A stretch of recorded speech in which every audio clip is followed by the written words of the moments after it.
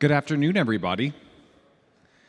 My name is Trey Burns, and on behalf of the congregation and the staff here at St. Paul's United Methodist Church, I just want to welcome you and thank you for being here for this installment of our 2026 Lenten Recital series. Thank you also to the members of our Chamber Music Society.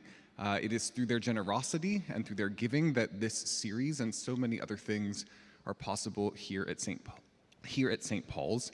If you want to learn more about the Chamber Music Society, perhaps get involved with the Chamber Music Society, you can find out more information about them in our leaflet.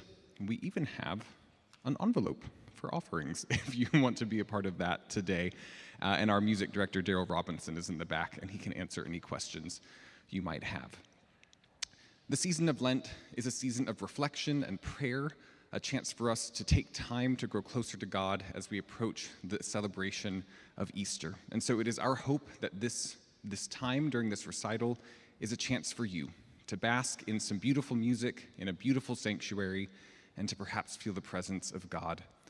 If, while you are basking, you find yourself praying and reflecting and you need some partnership in that prayer, I wanted to remind you that we do have prayer cards in the racks in our pews. You can fill that out, and you can just leave it on your seat cushion or leave it on the table in the back on your way out. Our prayer team and our staff pray over those every single week, and it is our honor and our joy to partner with anyone who brings prayers to us. Secondly, I will be out in the narthex this afternoon, and so if you need someone to pray with you right now, I will be there, and I would be overjoyed to do that.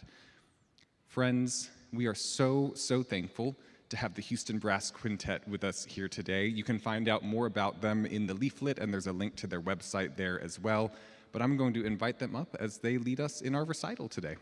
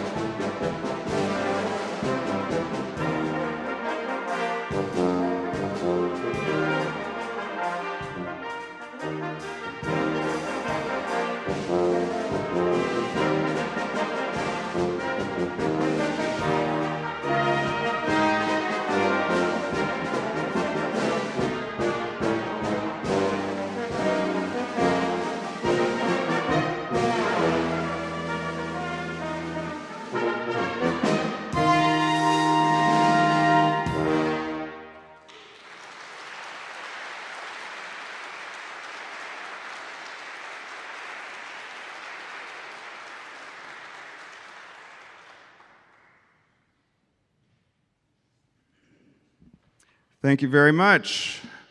Good afternoon, St. Paul's. We're happy to be here. We're happy to be here with y'all. We are the Houston Brass Quintet, and this is our first time performing as part of y'all's chamber series, so we're very excited about that. We know many players in town who have played over here, and boy, you guys show up. This is great. Give yourselves a hand. I mean, we really appreciate it. And this program came to me in a dream. No. I have these ideas that come to me sometimes, and I go, I'm up at 11 p.m. and I decide to watch an entire 2.5-hour PBS documentary on the Gilded Age. This was 6 months ago. And I said, all right, there's something here. So the Gilded Age was a term coined by everybody, Mark Twain. If you didn't know that, I didn't. And it's that period at the end of the 19th century. That's the 1800s for those of us, Alan. 19th century. 1800s, and there was a lot going on in America at that time. It refers really to American culture and how there was what Twain was referring to was the glittering outside with the kind of rotten inside, because the normal folks were working in factories millions of hours a week. There were no workers' rights or anything yet at the time, and the Rockefellers, thank you, and the Vanderbilts and the Carnegies and all of these robber baron type, super rich businessmen were making all kinds of money, and they were having a great time. So it was an interesting time. And it coincided with a lot going on in music. And so we refer to that period of classical music as the Romantic period, the late part of the 1800s. And so we have a composer that wrote, we don't have a whole lot of Romantic era music for our instruments, but there was a composer in Russia, specifically St. Petersburg, named Victor Ewald. And he wrote a series of quintets, and these are kind of like our version of a Romantic era string quartet. And you'll notice that the writing is very similar. And so one of the ones that doesn't get performed very much is the fourth quintet by Ewald, and we're only going to play the first movement of it.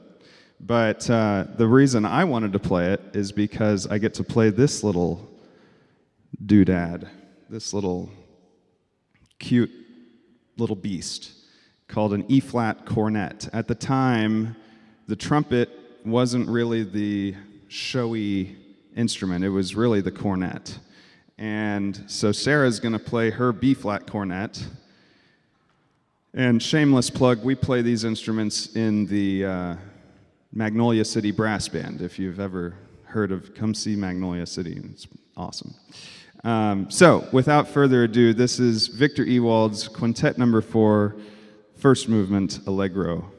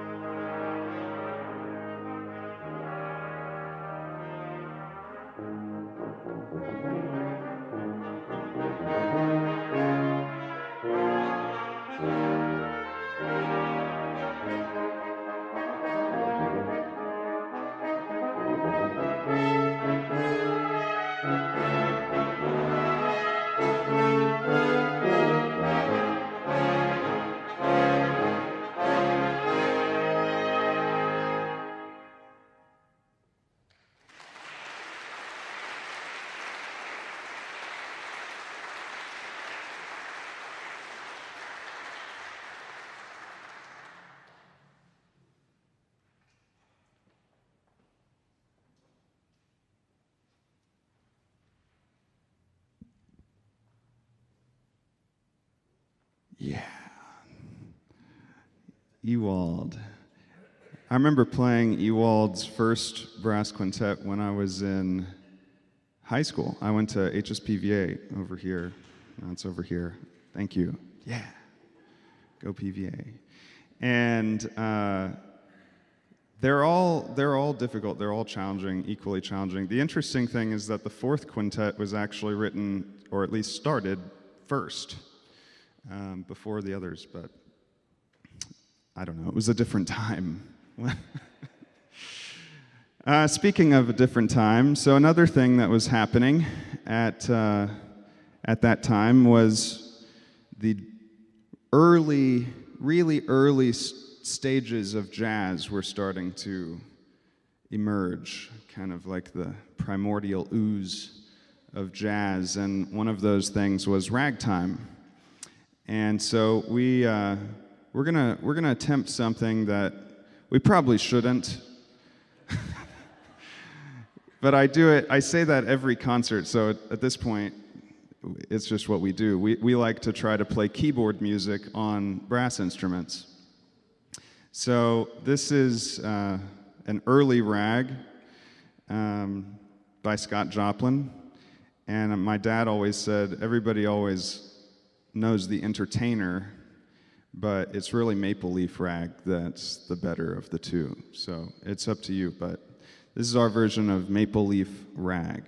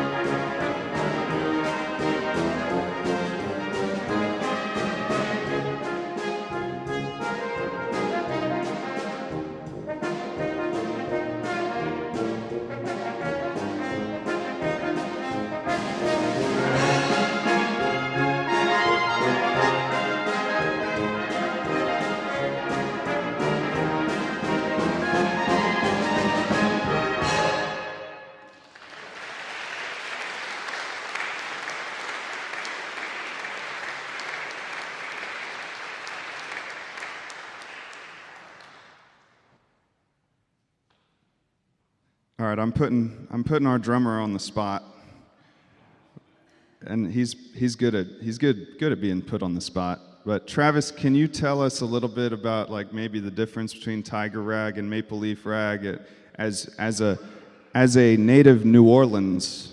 New Orleanian. Yeah, New Orleanian. Good morning. Thank you so much for having us. So, really quick, brief history about me. So, I'm not a native Houstonian. I wish I was. It's a wonderful city. It's been very great to me. But I like to tell the story a lot of times of how I met my wife, which was playing drums in a Mardi Gras parade with a brass band. So, I'm marching with a snare drum. We have a bass drummer. And I tripped and fell in a pothole. I look up, I make sure nobody sees me, and there's this girl behind me who is just giggling her tail off that I just tripped. The rest is history. She convinced me to move to Houston. But when I studied music in college, my thesis was actually on New Orleans music and Dixieland and jazz and how New Orleans played a role in that art form. And one of the most unique things that I feel about New Orleans music is where it developed in a place called Congo Square. If you're not familiar, Congo Square is now it's a park that's just off to the side of the French Quarter. And during early slave trade and during earlier periods in the city's history, folks would gather in Congo Square and they would bring their art, they would bring their crafts, they would bring their music. And these weren't classically trained musicians. These were people that just learned by ear and learned through social activities. And so a lot of the music was just, I think I can figure out this melody. I think I know this. And they would put it together in these pieces of music and just stretch it out for long periods of time. And so the piece that we know as Tiger Rag actually used to be known as just, hey, play number 2. And the Dixieland groups in New Orleans knew that number 2 was what is now known as Tiger Rag. Eventually it was recorded in 1917 by the original Dixieland Jazz Band. I'm saying jazz on purpose because back in the 1900s, it was spelled J-A-S-S. Eventually, it's changed the spelling to J-A-Z-Z that we know now. So Tiger Rag has been around for a while. It's a amalgamation of so many different pieces. There's some debate on whether or not there was some French motets that were brought into this piece. And then eventually, in the 1920s and 1930s, it was actually used for sporting events. So the Detroit Tigers, the Auburn Tigers, anybody that has a mascot known as a tiger. And so for me, if you'll indulge me one time, go Tigers. And this is Tiger Rag.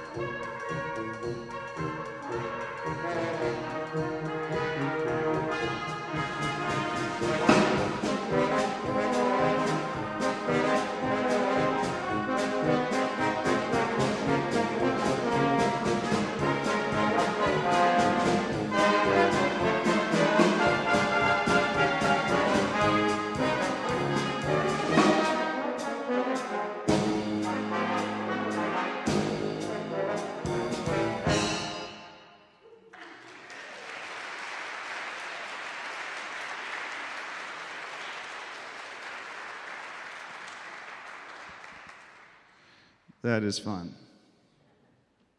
Did y'all hear Ryan doing the little tiger roar? Meow. I don't know if that's what a tiger sounds like. But also, I want to say that Travis, he's sandbagging, he said, I don't really know anything about this. He did a dissertation on it, Okay. So who knew drummers were so smart? No, now we know. Now we know. It's a compliment. It's a compliment.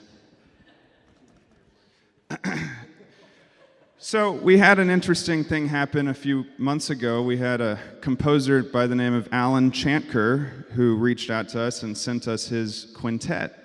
And he just wrote this thing not too long ago. And sometimes we get these things and we say, yeah, well, I don't know, But we read them and we send them a recording and, just so they get their stuff played because we have to support new compositions.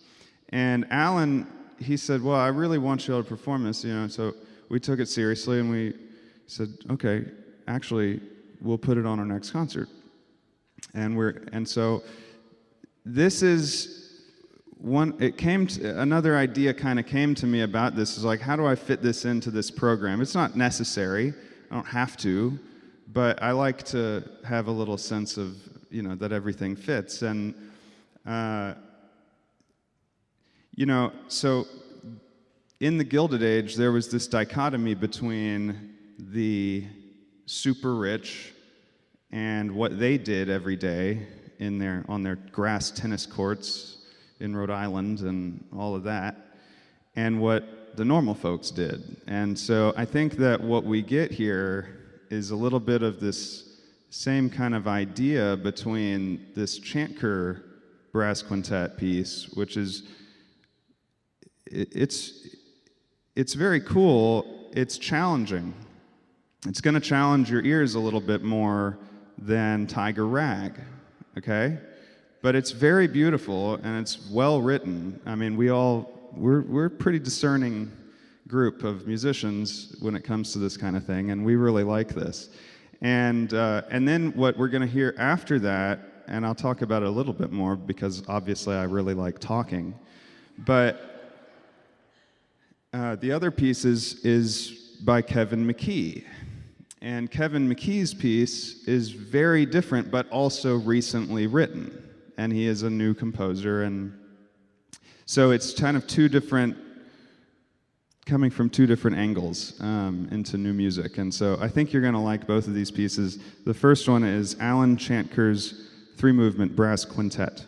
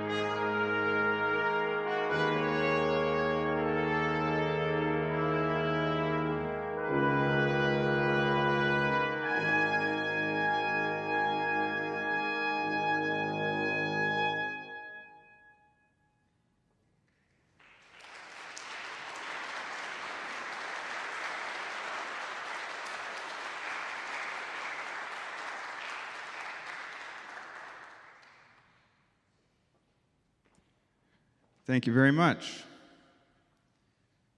Let's give a hand for Alan Chantker one more time. He's going to be at our next performance of this. He's flying in to be at our next performance of this. So if you want to hear it again, this is a Houston premiere. I mean, this piece has never been played, probably in the South. I don't know. But it's a premiere of sorts, and we'll be doing it again on the 21st at the Sanger Hall in the Heights. So don't miss it. But yeah, it's an exciting piece. Exciting things are happening. Speaking of exciting, Kevin, that's the second time I've said speaking of to transition. That's not good. Anyway, Kevin McKee is a young composer, and he has a very different artistic vision. I recently heard an interview with him, and he said, I just want to write beautiful melodies, and I just want it to be like movie music. So his inspirations are the movie scores, and I think you'll hear some of those inspirations in this next piece. And the reason I was researching pieces we could do on this program that have to do with the Gilded Age. And of course, one of the big driving, pun intended, factors in the Gilded Age was the rise of trains. And so the Iron Horse piece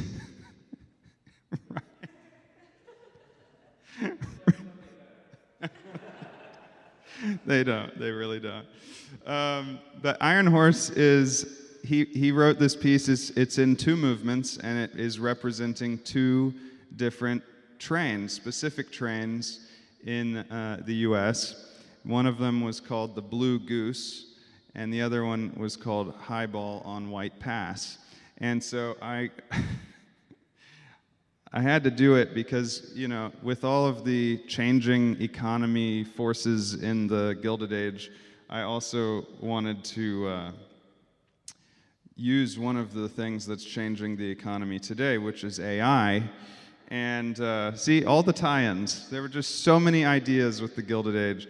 So I asked ChatGPT earlier today, give me 3 fun facts about trains, specifically around the end of the 1800s in the US. And it said, sure thing. 1, the US railroad system was the largest in the world. Thank you very much. Pat yourselves on the back, or your ancestors. It says by the 1890s, which is kind of when the Gilded Age started, that the United States had over 160,000 miles of railroad track, more than any other country at the time. It also says, this is interesting, standard time was created because of trains. Now remember, this is from AI, so it might not be true.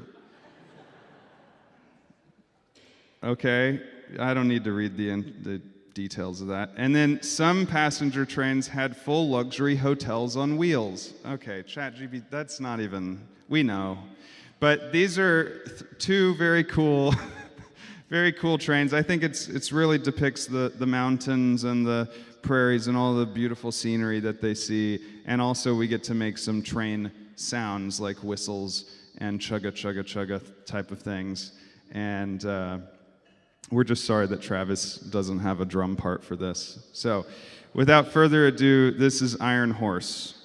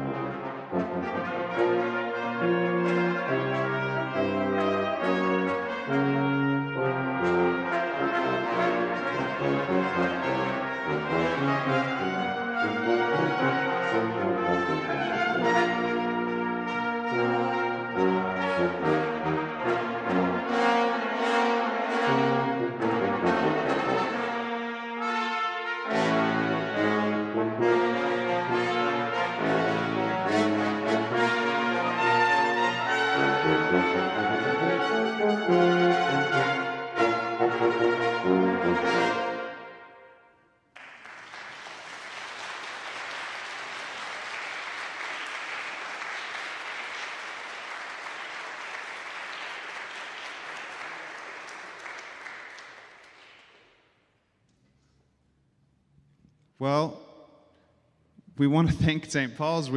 I talk too much, and it's already 1:16, and there's something else coming in. We have a funeral service starting soon, so we have to hang it up, I think,